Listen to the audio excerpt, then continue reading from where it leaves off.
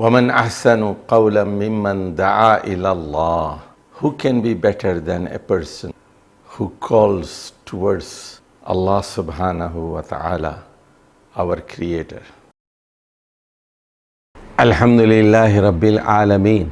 Wassalatu wassalam ala Sayyidil Mursaleen wa ala alihi wa sahbihi ajma'een. Chapter number 6 from the book Significance and Classification of Hadees. We are on page 85. This chapter is about narration, criticism, chain, text and science of chain of transmission of Hadees. So be very careful. Science of transmission and science of criticism. Science of transmission is called ilmu riwaya. It consists of the narration of tradition attributed to Prophet Muhammad sallallahu alaihi wasallam. And the science of criticism of Hadees is called ilmu diraya. It consists of the discussions in which the acceptability or non-acceptability of both the narrator and the narrative is considered. In other words, it is the science which gives the knowledge of terms and conditions of the narrator, kinds of narrative and the degrees of the narrative, kinds of traditions and deductions of their meanings. Now, let's talk about the components of Hadees. Every Hadees has two components. Number one is sanad, and the second thing is matan. Isnad and matan. Isnad means chain of narrators, and matan means the text of the Hadees of Prophet Muhammad sallallahu alaihi wasallam. Please note here, be very careful. In the science of Hadees, merely the text is not called Hadeeth. In the science of Hadees, merely the text is not called the Hadees, but a combination of sanad and matan, combination of the chain of narrators as well as the text is called a Hadeeth. The chain, starts from the narrator and it goes to tabatabin, the student of the successor. Then it goes to tabi'in, the successor, and then it goes to companion, the sahabi, and then it reaches Prophet Muhammad sallallahu alaihi wasallam. So this change of transmission, change of narrator, this is called sanad.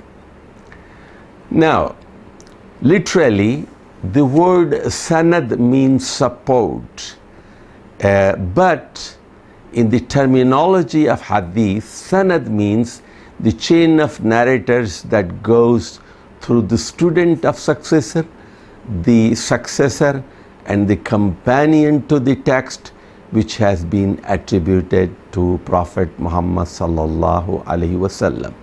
The Hadees has two components, sanad as well as matan. Sanad as well as matan. The chain as well as the text. For example of the chain. Al-Amashu an Ibrahim an Alqamata an Abdillahi qala Rasulullahi sallallahu alayhi wasallam. Now this is a chain. This is a chain. Al-Amash. Al-Amash died in 147 Hijri. Is the narrator who narrates from his teacher an Ibrahim. Ibrahim Naqai, he is a tabi'i, a successor of companions of Prophet Muhammad sallallahu alaihi wasallam. Ibrahim Naqai died in 96 Hijri, narrates from his teacher Alqama. Alqama is a tabi'i, successor also, died in 62 Hijri, narrates from his teacher Abdullah. Abdullah means Abdullah bin Mas'ud, a companion of Prophet Muhammad sallallahu alaihi wasallam. And Abdullah died in 32 Hijri. He narrates from Prophet Muhammad sallallahu alaihi wasallam, and Prophet Muhammad sallallahu alaihi wasallam himself died in 11 Hijri. So this is the chain of transmission from Amash to Ibrahim Naqai, from Ibrahim Naqai to Alqama, from Alqama to Abdullah bin Mas'ud, and from Abdullah bin Mas'ud to Prophet Muhammad sallallahu alaihi wasallam. This is called the chain. This is called sanad. Sanad in the science of Hadith. Now let's talk about matn. Matn. Literally, the word matn means the hard raised surface of the earth. But in the terminology of Hadith, matn means the part of narrative which begins at the end of the chain of narrators. In fact, matn is the collection of words attributed to Prophet Muhammad sallallahu alaihi wasallam. Now, look at the following hadith of Sahih Bukhari, hadith number 172 in Kitabul Wudu. حدثنا عبد الله بن يوسف عن مالك عن أبي الزنات عن الأعرج عن أبي هريرة قال أن رسول الله صلى الله عليه وسلم قال إذا شرب الكلب في إناء أحدكم فليغسله سبعا. So now there are two parts of hadith. So حدثنا عبد الله بن يوسف عن مالك عن أبي الزنات عن أعرج عن أبي هريرة. This is sanad. This is sanad. So Imam Bukhari is narrating, and his master is Abdullah bin Yusuf, and the master of Abdullah bin Yusuf is Imam Malik, and the master of Imam Malik is Abi Zannad, and the master of Abi Zannad is Araj, and Araj's master is Abu Huraira radiyallahu an, and he is narrating from Prophet Muhammad sallallahu alaihi wasallam. And the matn starts now. إذا شرب الكلب في إناء أحدكم فليغسله سبعا. When a dog has drunk from anyone's vessel, he should wash the vessel 7 times. This is the text of the hadith of Sahih Bukhari, hadith 172. When a dog has drunk from anyone's vessel, he should wash this vessel 7 times. So we said in the science of hadith, a combination of chain and the text, the combination of sanad and matn, both, that is called hadith, not merely the text. Now, the chain of transmission. So try to understand how this chain of transmission developed. The al-isnad.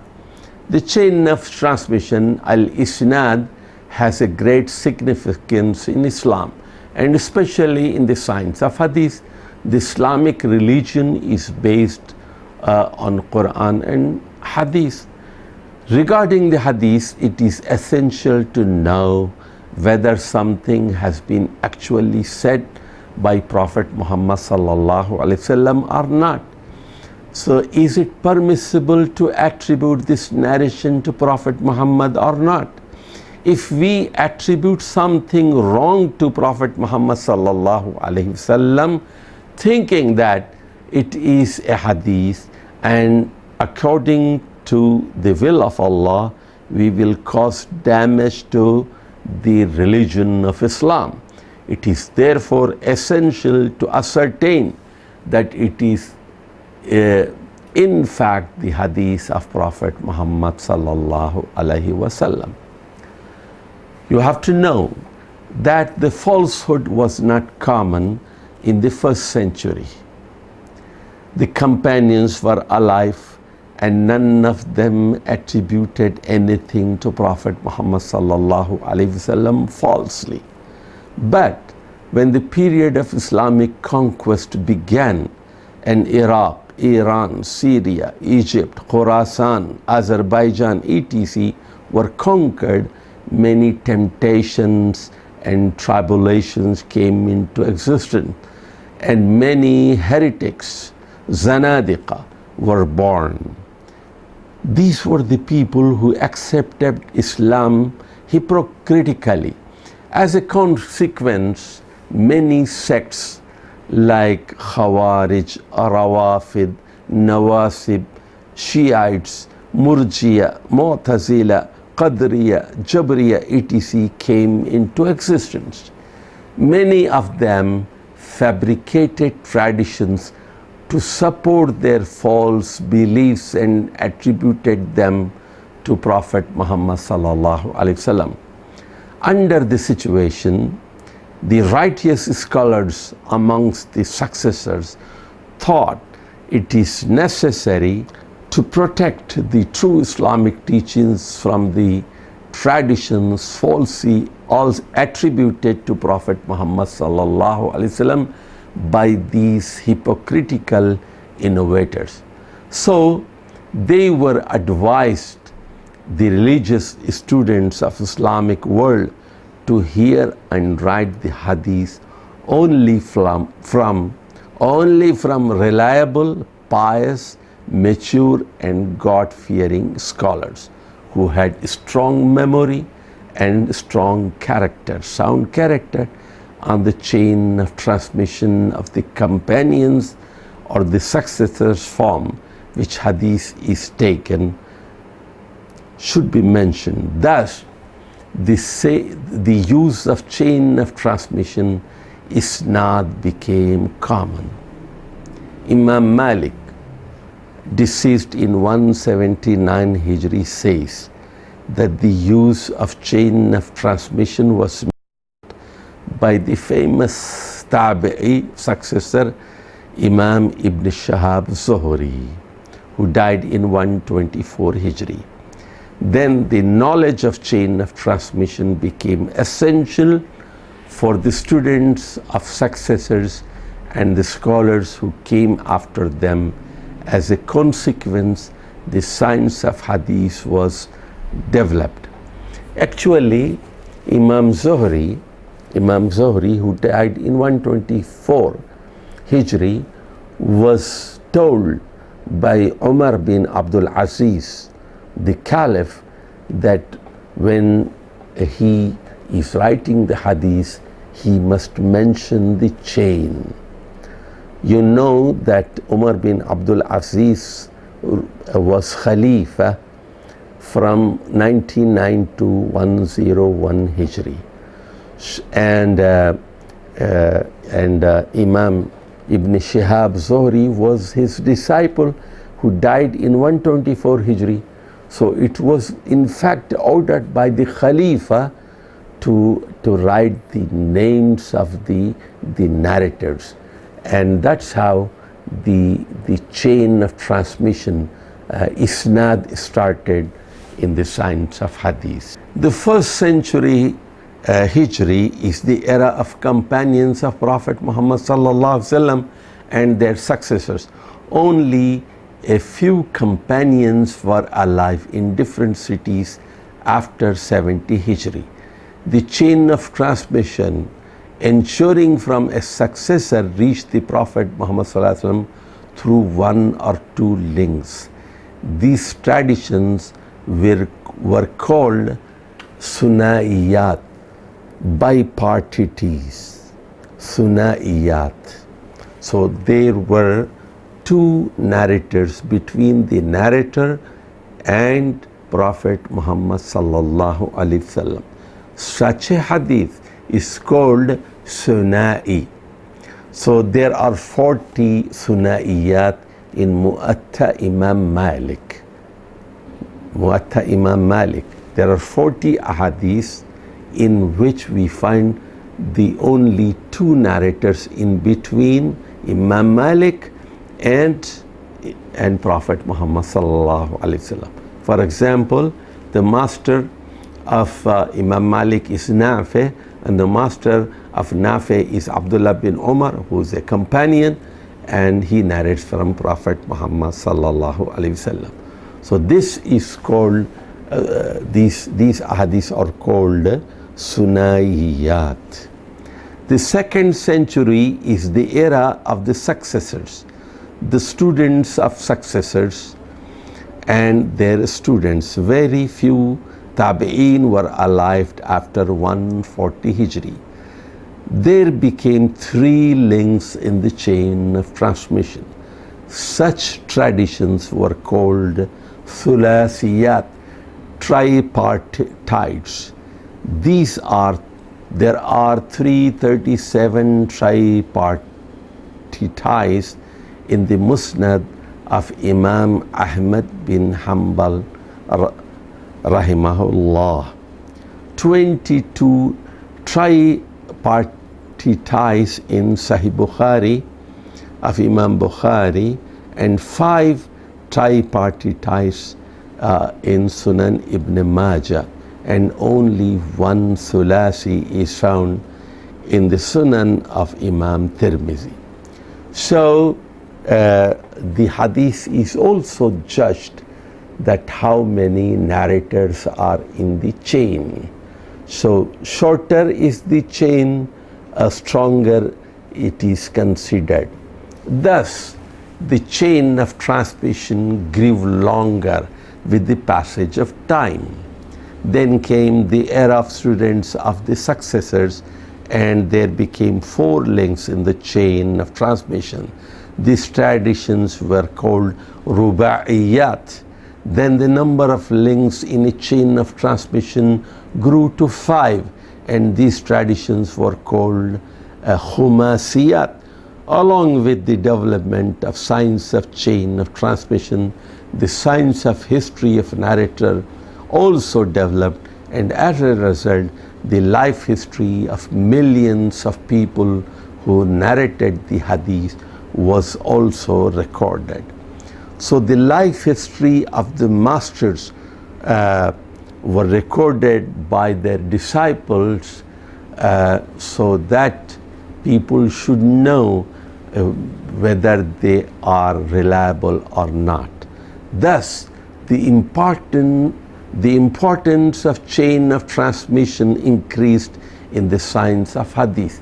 The companions settled in different cities, and the successors also followed them in order to learn from them, and thus there grew a number of teachers and learned people in every city, and the youth acquired the knowledge of hadith from their elders. Now you have to understand the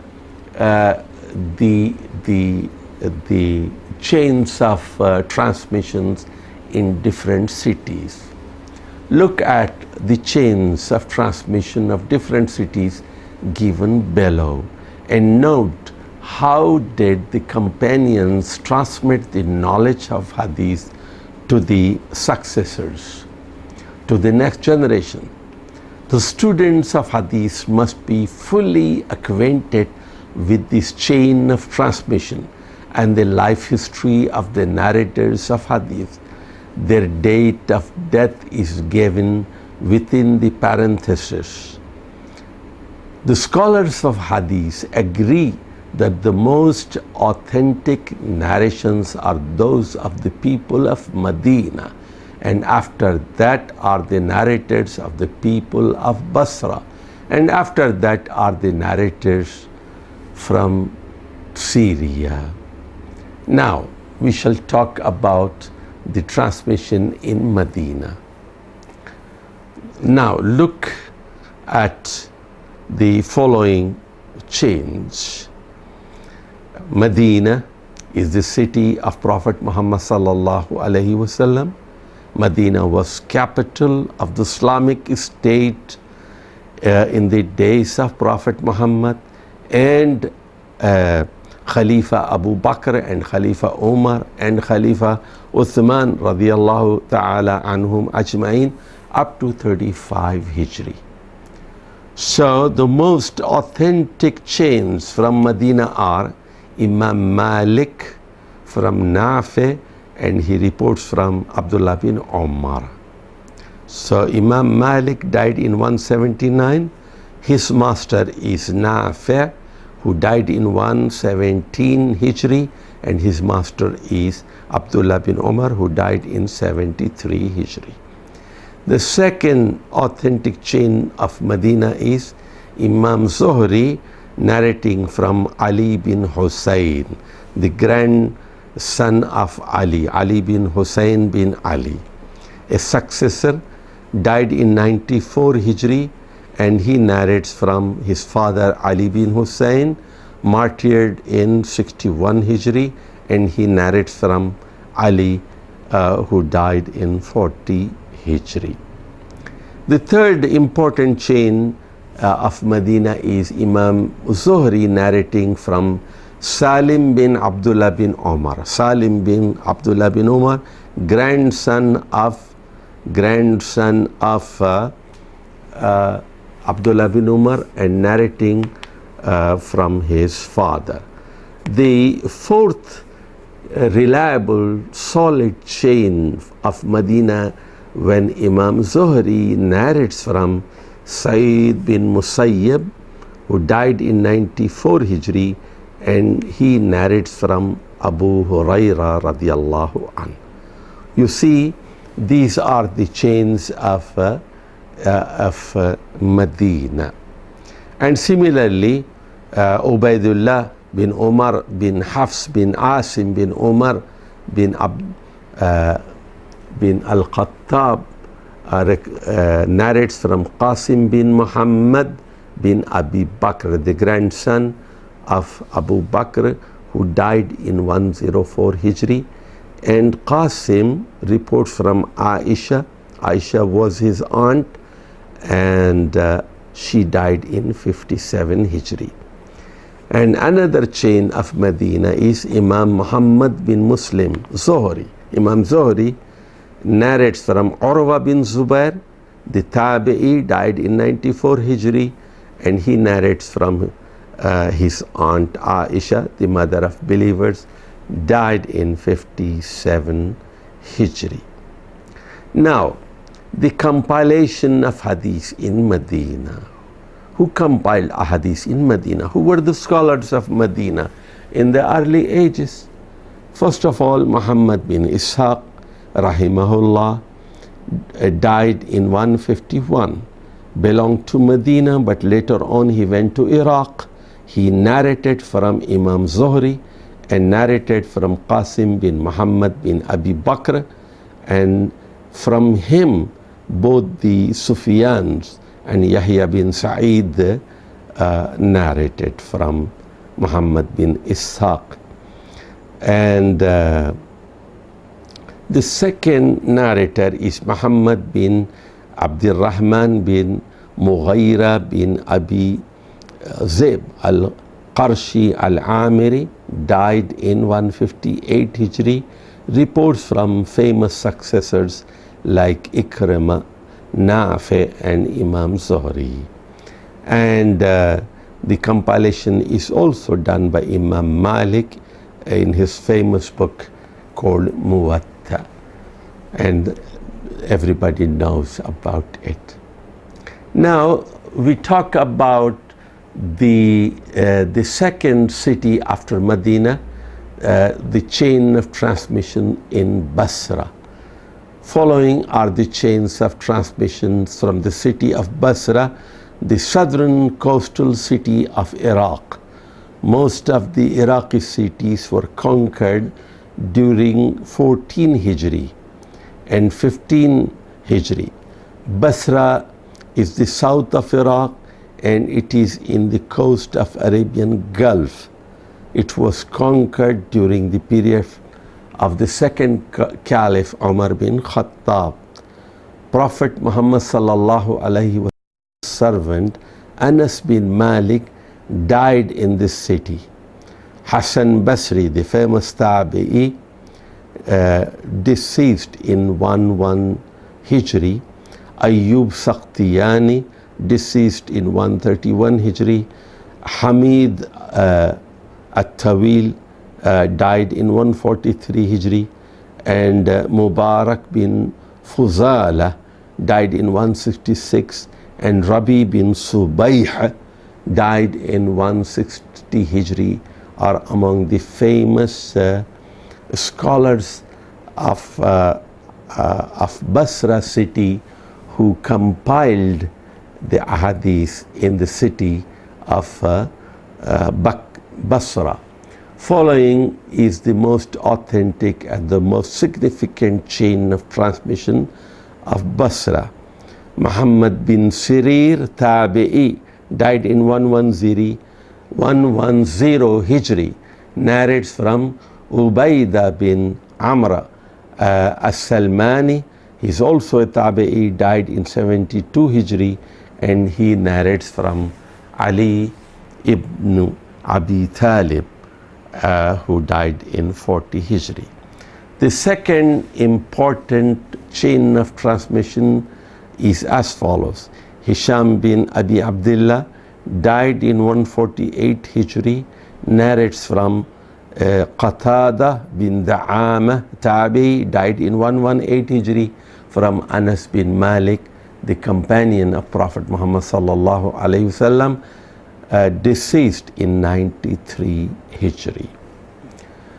Now, the compilation of Hadith in Basra was made by the people, famous people like Sayyid bin Abi Uruba, Mihran al-Yashkuri al-Basri, deceased in 156, and he's the author of many books. He had memorized all the traditions reported by Imam Qatada, the famous Tabi'i. And Rabi bin Subay died in 160, was the student of Imam Hassan Basri and Ibn Sirin and Ata and Humayd At-Tawil and Abdullah bin Mubarak Waki, and so on. They have reported from him. Subay bin al-Hajjaj, Shu'bah bin al-Hajjaj al-Wasti, Shu'bah bin Hajjaj al-Wasti, and he migrated then to Basra, died in 160 Hijri, is the student of Amash, Sufyan Thawri, Jafar as-Sadiq, Thabit al-Banani, and Ismail bin Ulayya, and Imam Abu Dawood and Abdurrahman al-Mahdi Waki and Ayyub Sakhtiyani have reported from him. Hammad bin Salama bin Dinar died in 176 Hijri, also compiled Ahadith in Basra. He was the student of Humayd At-Tawil and Sabit al-Banani and Ibn Jurayj al-Makki and Abdullah bin Mubarak narrated from him. Now let's talk about Syria.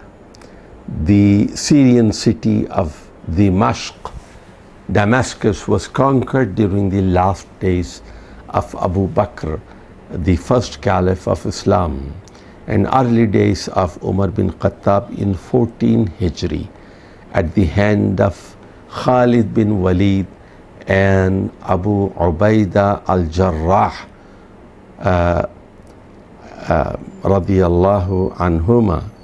Amir Muawiyah radiyallahu an made Syria as his capital in 41. So it remained capital for 91 years, from 41 Hijri to 132 Hijri. Damascus was the capital. So when the city was made capital, so many scholars came to that city, and they were narrating there, and they had their institutions. Many companions of Prophet Muhammad sallallahu alaihi wasallam have settled in Syria. A few famous names among them are Abu Darda, deceased in 35 Hijri, and Ubadah bin Samit, deceased in 34, and Abu Umama al-Bahili, died in 86 Hijri, and Auf bin Malik al-Ashja'i, died in 73 Hijri. Now, the most authentic and most significant chains of transmission in Syria are when Imam Awza'i, Abdul Rahman bin Amr al-Awza'i, the great faqih of Syria, died in 157 Hijri, narrates from Hassan bin Atiyah from the companions. Imam Awza'i was the judge of Syria. His teachers had many successors, among them including Nafi', Ata, Ibn Sirin, Imam Zuhri, and Yahya bin Sa'id al-Ansari. And the students of Imam Zuhri included many great scholars like Imam Malik, Shu'bah, and Abdullah bin Mubarak, and Abu Zannad, and Imam Abdul Razzaq as-San'ani. They were the students of Imam Awza'i, died in 157 Hijri. You see, you have to remember about Imam Awza'i that he was contemporary to Imam Abu Hanifa, who was in Iraq, died in 150. He was contemporary to Ibn Jurayj, who died in 150, and he was Imam of Makkah, and he was contemporary to Ma'mar bin Rashid, died in 153 Hijri, who was in Basra and migrated to Yemen. So these are the scholars of different cities at the same time. Abu Hanifa rahimahullah was in Iraq and Kufa. Imam Awza'i was in Syria, and Ibn Jurayj, Imam Ibn Jurayj was in Makkah and giving fatwa, and Ma'mar bin Rashid was in Yemen. These people are contemporaries. So that's how the science of jurisprudence developed, and that's how the science of Hadees developed, and that's how the different schools in different cities were established. The second significant chain of transmission in Syria is by Thawr bin Ziyad, died in 150, and he narrates from Abdullah bin Aun al-Awar and from Abu Idris Khawlani. Abu Idris Khawlani is a tabi'i and deceased in 80 Hijri, and he reports from Muawiyah bin Abi Sufyan radiyallahu an. Now let's talk about Yemen. Yemen in the south of Arabia. Sana'a is the old city of Yemen. So Imam Ma'mar bin Rashid in fact belonged to Basra, but he settled in Yemen. His teachers included great scholars like Hisham bin Urwa, and his students included great scholars like Abdullah bin Mubarak. The second great personality of Yemen is Imam Abdul Razzaq bin Hammam as-San'ani, who compiled the same famous book of Hadith, Al-Musannaf. Musannaf Imam Abdul Razzaq. So he reports from Imam Abdul Razzaq as-San'ani, reports from Imam Malik, Ma'mar bin Rashid, and both the Sufyans. His students include Imam Ahmad bin Hanbal, Imam Ishaq bin Rahawiyah, and Waqi'. You have to remember that Imam Ahmad bin Hanbal from Baghdad traveled especially to learn Hadith from Baghdad to Yemen, to learn a Hadith from Imam Abdul Razzaq. Imam Abdul Razzaq.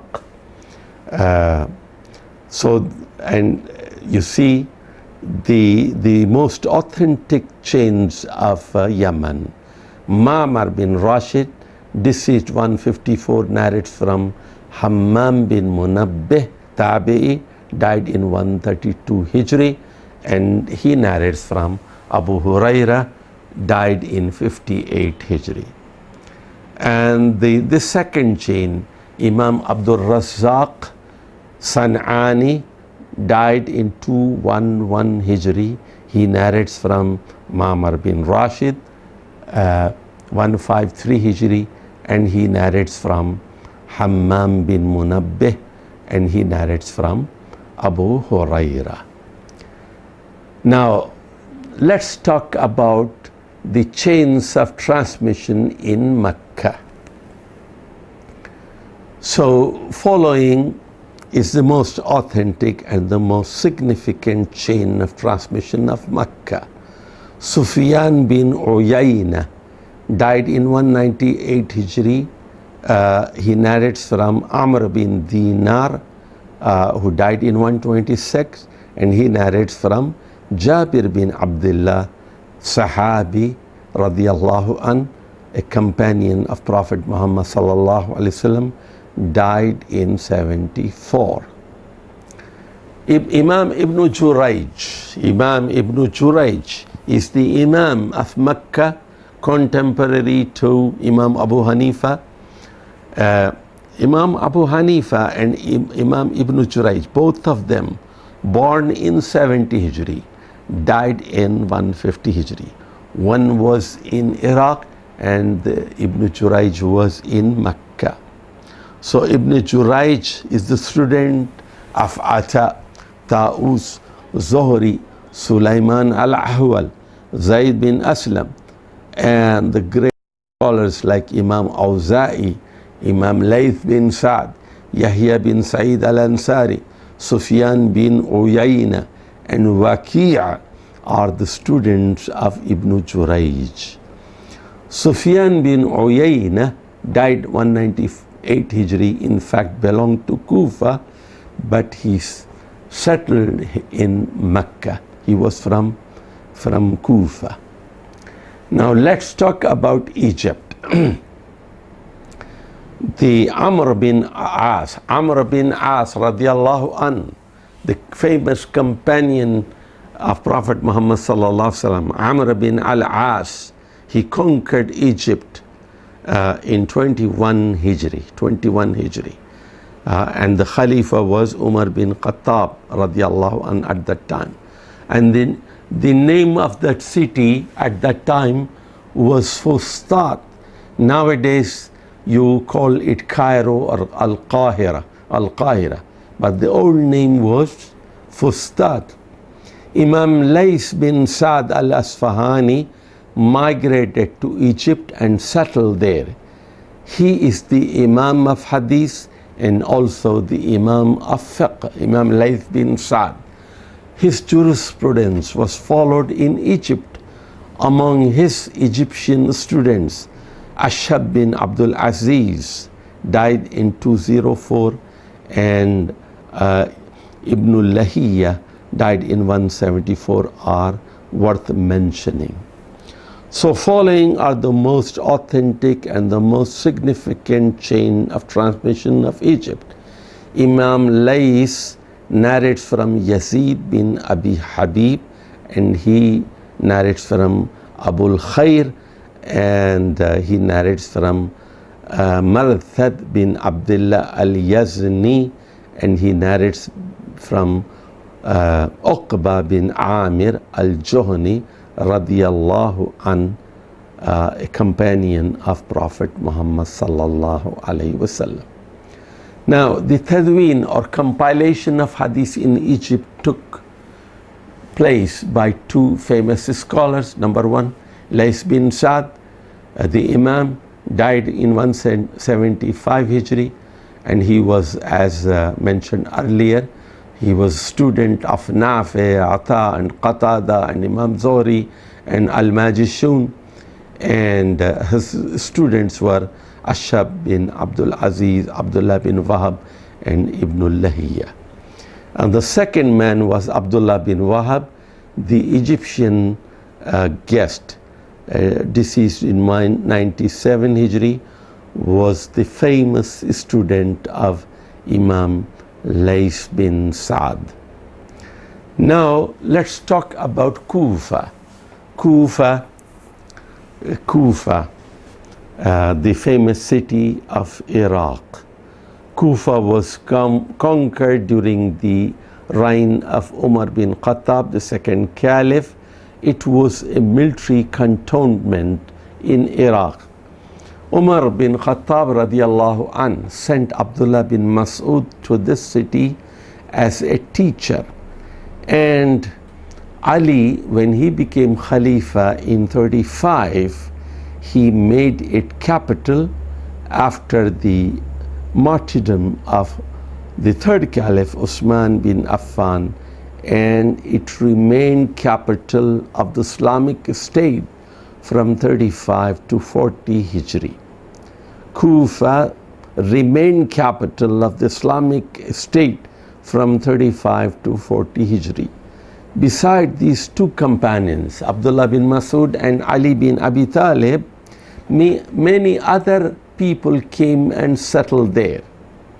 Imam Sufyan Thawri, Imam Al-Amash, died in 147, and Imam Mis'ar bin Kidam, died in 153, are among the famous Hadith scholars of Kufa.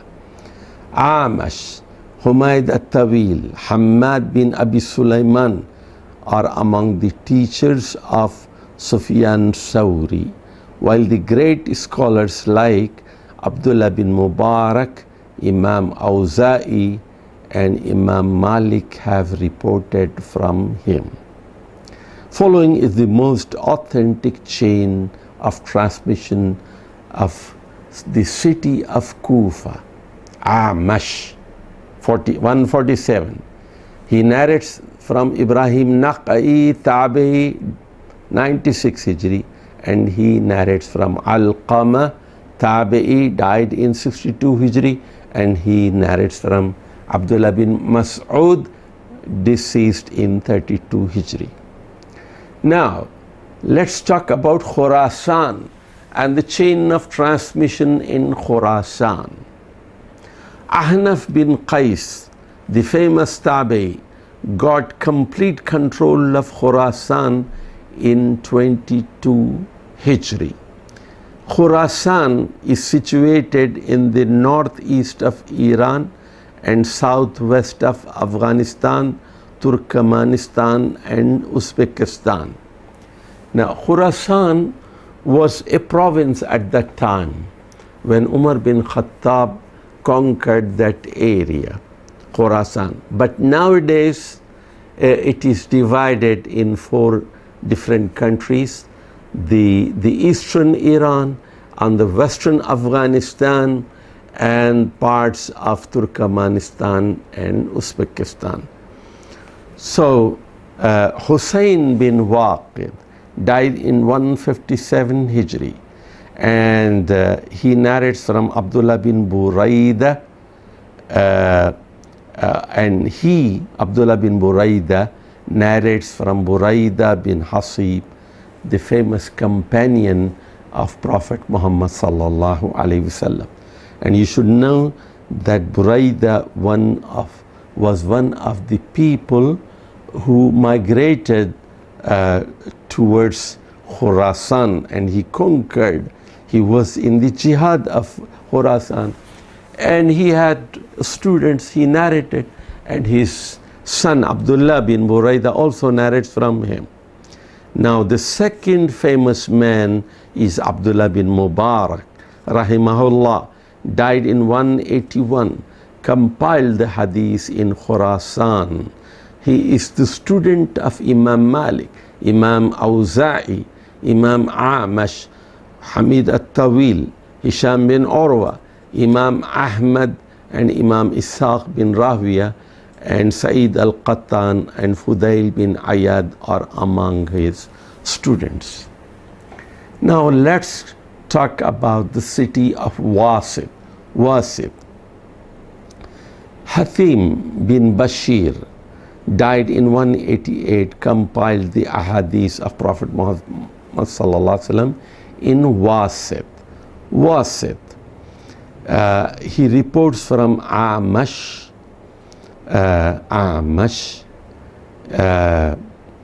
Asim al-Ahwal and Amr bin Dinar. And his students include great scholars like Imam Malik, Imam Shu'bah, Imam Sufyan Thawri, and Abdullah bin Mubarak, Waki, and Ali bin Madini. Now let's talk about compilation of Hadees in Rai. Rai, the present name of Rai is Tehran, the capital of Iran. Now you can see the suburbs of the old city. Qadi Jarir bin Abdul Hamid al-Dabi died in 188, compiled the Ahadith of Prophet Muhammad sallallahu alaihi wasallam in Rai, near Tehran, in the country of Iran. He narrates from Amash, Asim al-Ahwal, and Mansur bin Mu'tamar, and Yahya bin Sa'id, and great scholars like Imam Ishaq and Ali al-Madini and Yahya bin Ma'in are among his students. Now let's talk about the golden chain of narration of the three Imams. This is called Silsilatul Dhahab. When Imam Ahmad narrates from Imam Shafi'i, and Imam Shafi'i narrates from Imam Malik, and Imam Malik narrates from Nafi, and Nafi narrates from Abdullah bin Umar, and Abdullah bin Umar narrates from Prophet Muhammad sallallahu alaihi wasallam.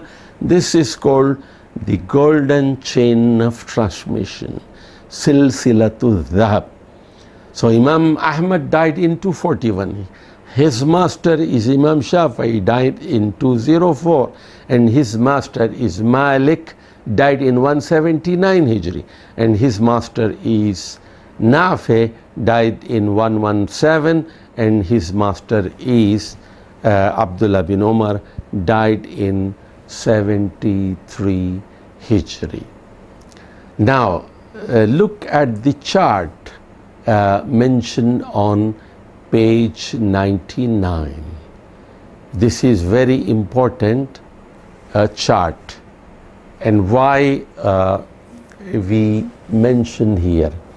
According to the scholars of Hadith, one and the same text narrated by different chains of narrators will be considered different traditions. A text is given on the next page which has been narrated by 11 companions of Prophet Muhammad sallallahu alaihi wasallam, and 13 tabi'in, and 28 tabi'in.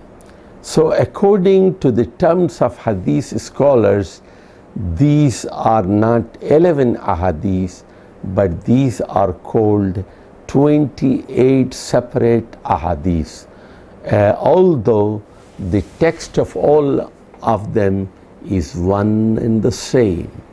So this is what you see here, that on page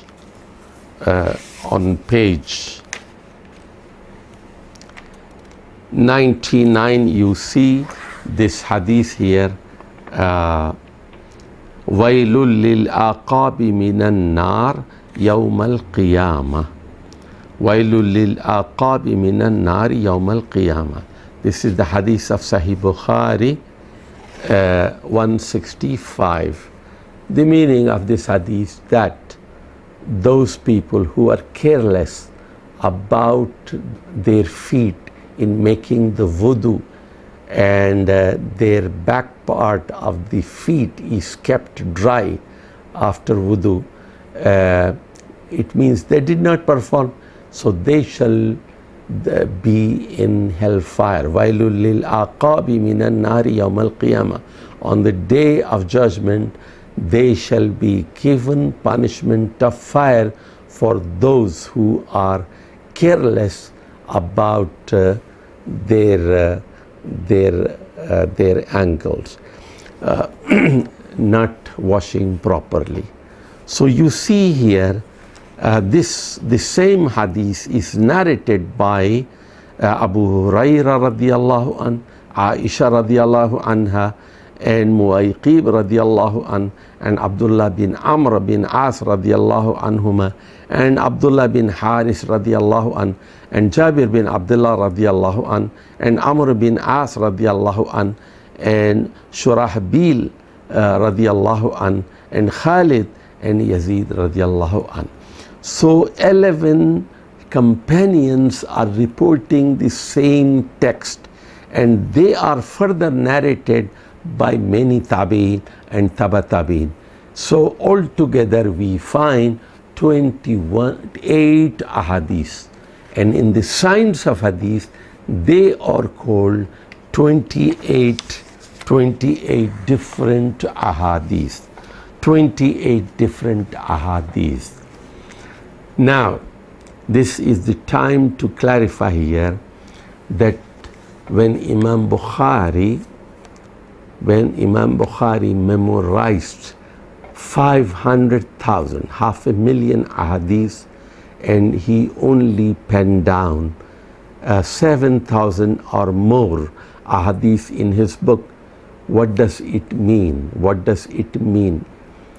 He memorized 500,000, and he wrote only about 7,500 ahadith in his book. So what does it mean? It means that he had 500,000 different chains.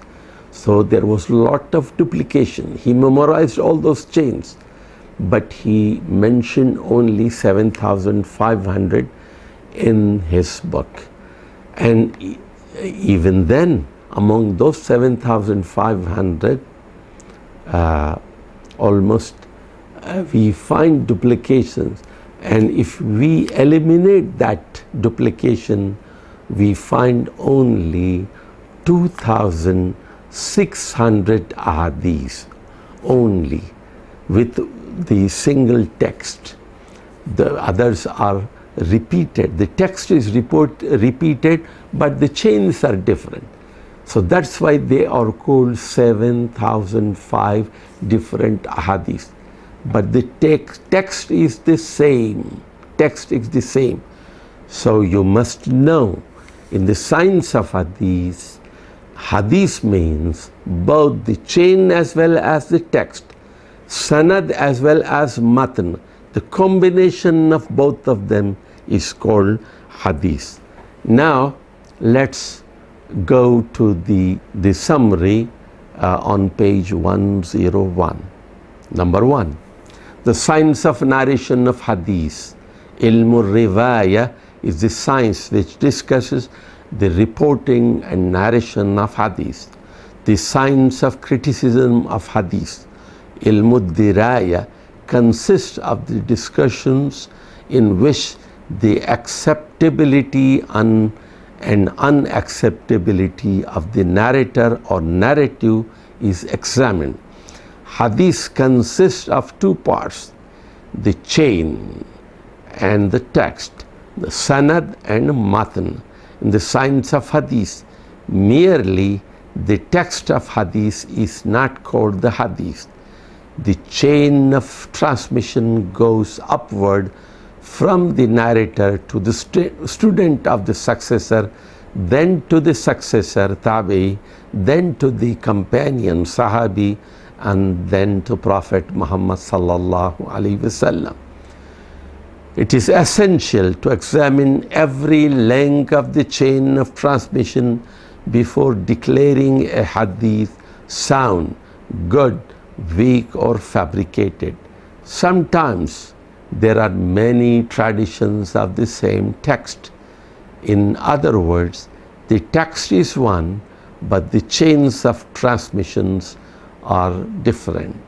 Wassalamu alaikum wa rahmatullahi wa barakatuh.